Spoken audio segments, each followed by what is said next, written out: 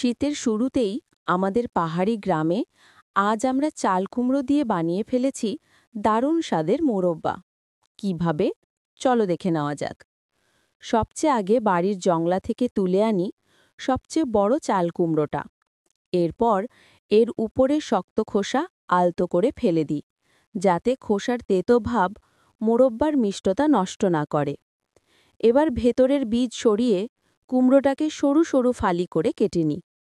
বড় পাত্রে রেখে চুন মেশানো পানিতে সারা রাত ভিজিয়ে রাখি, যাতে কুমড়োর টুকরোগুলো সুন্দরভাবে ফুলে ওঠে।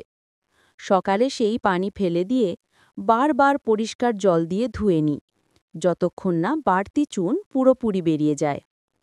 এরপর কুমড়োর ফালিগুলো কড়াইতে দিয়ে হালকা করে সেদ্ধ করি, যতক্ষণ না নরম মোলায়েম হয়ে আসে। এখন গরম অবস্থাতেই ওপরে ছড়িয়ে দিই চিনি আর ঢেকে রাখি কিছুক্ষণ, যাতে পুরো মিষ্টিটা কুমড়োর ভেতর ঢুকে যায়।